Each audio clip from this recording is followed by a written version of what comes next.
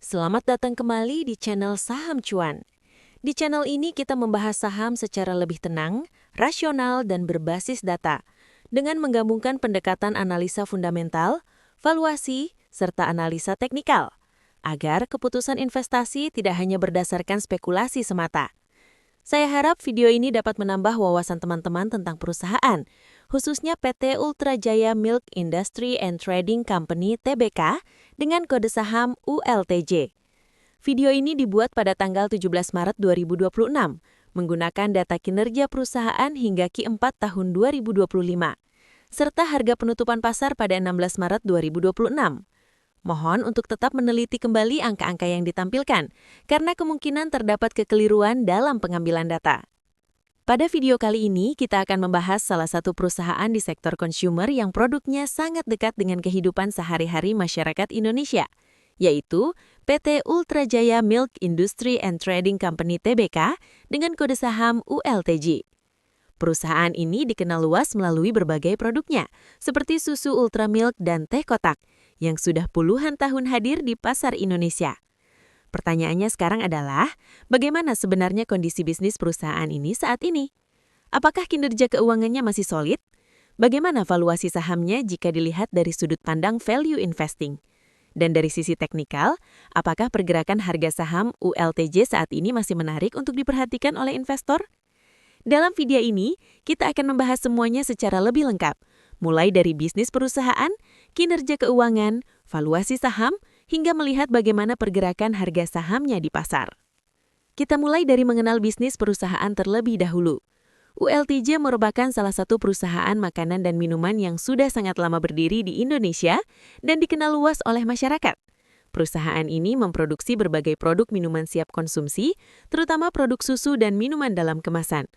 Beberapa merek yang sangat dikenal di pasar antara lain Ultra Milk, teh kotak, Ultra Mimi, serta berbagai minuman lainnya seperti sari kacang hijau, koko pandan drink, dan susu kental manis. Selain itu, perusahaan juga memproduksi susu bubuk dengan merek Morinaga, serta berbagai produk minuman kesehatan. Kekuatan utama dari Ultra Jaya bukan hanya pada produknya, tetapi juga pada jaringan distribusinya yang sangat luas. Saat ini, produk Ultra Jaya telah menjangkau lebih dari 25.000 wholesaler yang secara kolektif mendistribusikan produk ke lebih dari 65.000 retailer, baik pasar tradisional maupun modern market. Distribusi ini juga didukung oleh ratusan tenaga penjualan, lebih dari 100 armada distribusi, serta puluhan kantor cabang di berbagai wilayah Pulau Jawa. Tidak hanya di pasar domestik, produk Ultra Jaya juga telah diekspor ke berbagai negara, seperti Singapura, Brunei Darussalam, Korea Selatan, China, Australia, hingga Amerika Serikat. Dengan jaringan distribusi yang luas serta brand yang sudah sangat dikenal, Ultra Jaya memiliki posisi yang cukup kuat di industri minuman siap konsumsi di Indonesia. Sekarang kita lihat dari sisi struktur kepemilikan saham. Saham ULTJ masih didominasi oleh keluarga pendiri perusahaan. Pemegang saham terbesar adalah Sabana Prawira Wijaya dengan kepemilikan sekitar 53% saham.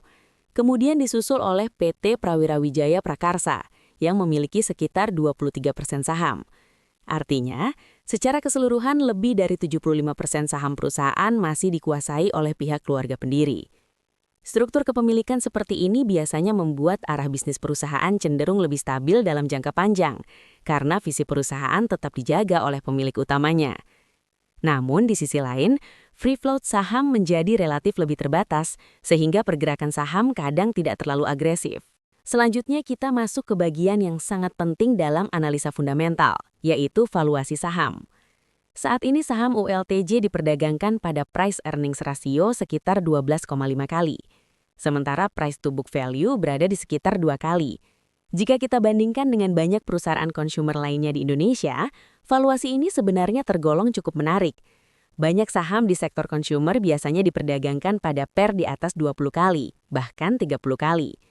Dengan PER sekitar 12 kali, saham ULTJ bisa dikatakan relatif lebih murah dibanding banyak perusahaan sejenis di sektor consumer. Sekarang kita lihat bagaimana kinerja bisnis perusahaan. Pendapatan Ultra Jaya saat ini mencapai sekitar 8,7 triliun rupiah dalam periode trailing 12 months, dengan pertumbuhan pendapatan sekitar 10% secara tahunan. Sementara laba bersih perusahaan mencapai sekitar 1,35 triliun rupiah. Yang menarik, pertumbuhan laba per saham tercatat mencapai lebih dari 53% secara year on year. Ini menunjukkan bahwa perusahaan tidak hanya berhasil meningkatkan penjualan, tetapi juga mampu meningkatkan efisiensi sehingga laba perusahaan tumbuh jauh lebih cepat dibanding pendapatan. Jika kita lihat dari sisi profitabilitas, kinerja Ultra Jaya juga sangat solid. Perusahaan memiliki gross profit margin sekitar 32%, kemudian operating profit margin sekitar 19%, dan net profit margin sekitar 15%. Untuk perusahaan makanan dan minuman, margin laba bersih di atas 15% merupakan angka yang cukup tinggi. Ini menunjukkan bahwa perusahaan memiliki brand yang kuat, serta kemampuan untuk mempertahankan margin keuntungan yang sehat. Dari sisi efektivitas manajemen, kita juga dapat melihat indikator seperti return on equity dan return on assets. Saat ini Ultra Jaya memiliki ROE sekitar 16% dan ROA sekitar 14%. Angka ini menunjukkan bahwa perusahaan mampu menghasilkan return yang cukup baik dari modal yang digunakan.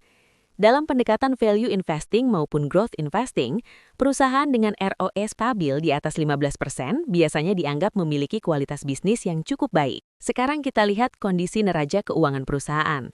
Ini adalah salah satu bagian paling menarik dari Ultra Jaya. Perusahaan memiliki kas sekitar 3,1 triliun rupiah, sementara total utangnya hanya sekitar 44 miliar rupiah. Artinya perusahaan ini hampir tidak memiliki utang.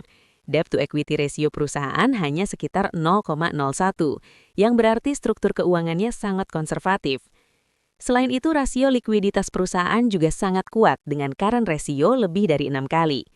Kondisi neraca seperti ini membuat perusahaan relatif lebih tahan menghadapi berbagai kondisi ekonomi yang tidak menentu. Selanjutnya kita lihat dari sisi arus kas perusahaan. Ultra Jaya menghasilkan operating cash flow sekitar 1,69 triliun rupiah dan free cash flow sekitar 1,21 triliun rupiah. Arus kas yang kuat seperti ini sangat penting karena menunjukkan bahwa laba yang dihasilkan perusahaan benar-benar didukung oleh kas yang masuk ke perusahaan. Dalam investasi jangka panjang, perusahaan dengan arus kas yang stabil biasanya memiliki resiko yang lebih rendah. Selanjutnya kita lihat dari sisi resiko bisnis.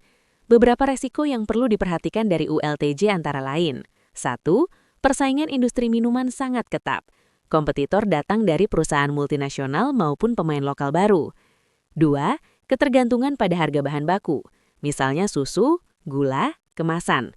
Jika harga bahan baku naik drastis, margin perusahaan bisa tertekan. 3. Pertumbuhan industri yang tidak terlalu agresif.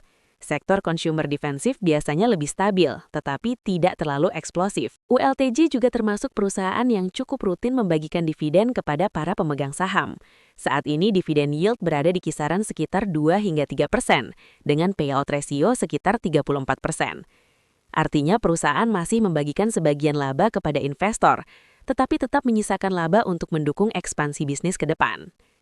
Jika kita rangkum seluruh analisa fundamental ini, Ultra Jaya memiliki beberapa keunggulan utama. Perusahaan memiliki brand yang kuat, jaringan distribusi yang luas, profit margin yang tinggi, neraca keuangan yang sangat sehat, serta arus kas yang kuat. Namun tentu saja, investor juga perlu memperhatikan beberapa resiko, seperti persaingan industri minuman yang cukup ketat, serta potensi kenaikan harga bahan baku yang dapat mempengaruhi margin perusahaan. Sekarang kita akan melihat saham PT Ultra Jaya Milk Industry and Trading Company Tbk atau dengan kode saham ULTJ dari sudut pandang analisa teknikal. Tujuan dari analisa teknikal adalah untuk memahami bagaimana perilaku pasar terhadap saham ini, termasuk melihat tren harga, area support dan resisten, serta potensi pergerakan harga ke depan. Data ini mengacu pada harga penutupan pasar pada tanggal 16 Maret 2026. Jika kita melihat performa harga saham ULTJ dalam beberapa periode terakhir, pergerakan harga menunjukkan kecenderungan yang cukup positif. Dalam 1 bulan terakhir, saham ini mencatat kenaikan sekitar 4%. Dalam 3 bulan terakhir, harga saham naik sekitar 10%. Sementara dalam 6 bulan terakhir, kenaikannya bahkan mencapai sekitar 23%. Pergerakan ini menunjukkan bahwa secara umum saham ULTJ sedang berada dalam tren naik menengah, meskipun kenaikannya tidak terlalu agresif. Karakter pergerakan seperti ini cukup sering ditemukan pada saham sektor consumer yang memiliki fundamental kuat, di mana kenaikan harga biasanya berlangsung lebih stabil dan bertahap.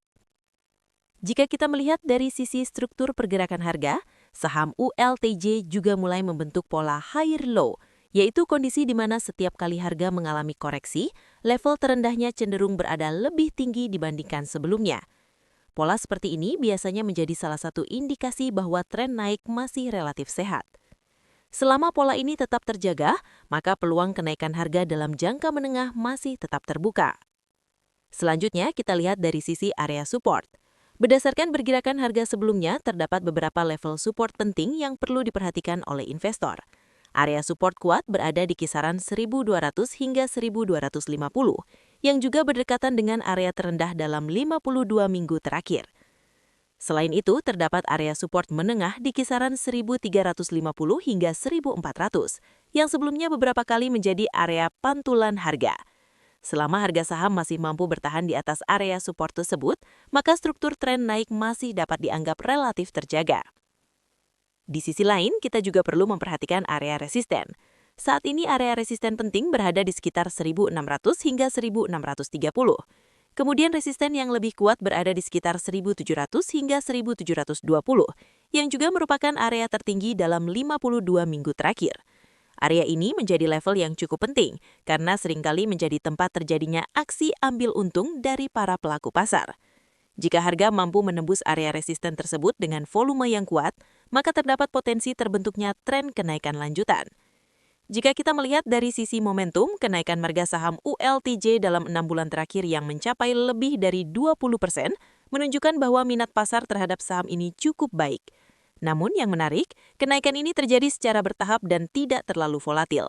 Hal ini seringkali menjadi karakter saham yang dimiliki oleh investor institusi, di mana akumulasi saham biasanya terjadi secara perlahan dalam jangka waktu yang lebih panjang. Dari sudut pandang teknikal, terdapat beberapa kemungkinan skenario yang bisa terjadi pada saham ULTJ ke depan. Skenario pertama adalah skenario bullish. Jika harga saham mampu menembus resisten di sekitar 1.700, maka ada potensi harga melanjutkan kenaikan menuju area psikologis berikutnya di sekitar 1.800 hingga 1.900. Skenario kedua adalah konsolidasi atau sideways. Jika harga belum mampu menembus resisten tersebut, maka saham kemungkinan akan bergerak dalam rentang konsolidasi antara 1.400 hingga 1.700 sambil menunggu katalis baru dari pasar. Skenario ketiga adalah koreksi harga. Jika harga turun dan menembus support di sekitar 1.350, maka terdapat potensi harga kembali menguji area support kuat di sekitar 1.250. Secara keseluruhan, dari sisi teknikal, saham ULTJ saat ini menunjukkan kondisi yang cukup stabil. Harga saham berada dalam tren naik menengah dengan momentum yang relatif terjaga. Namun, seperti biasa dalam investasi saham, pergerakan harga dalam jangka pendek tetap dapat dipengaruhi oleh sentimen pasar, kondisi ekonomi, maupun faktor eksternal lainnya. Karena itu, penting bagi investor untuk selalu memperhatikan manajemen risiko serta menggabungkan analisa teknikal dengan analisa fundamental sebelum mengambil keputusan investasi. Kesimpulan analisa, jika kita rangkum dari keseluruhan pembahasan dalam video ini, ULTJ merupakan perusahaan konsumer dengan fundamental yang cukup solid. Perusahaan memiliki brand yang kuat, jaringan distribusi yang luas, serta margin keuntungan yang cukup tinggi. Selain itu, kondisi neraca keuangan perusahaan juga sangat sehat dengan tingkat utang yang sangat rendah serta arus kas yang stabil.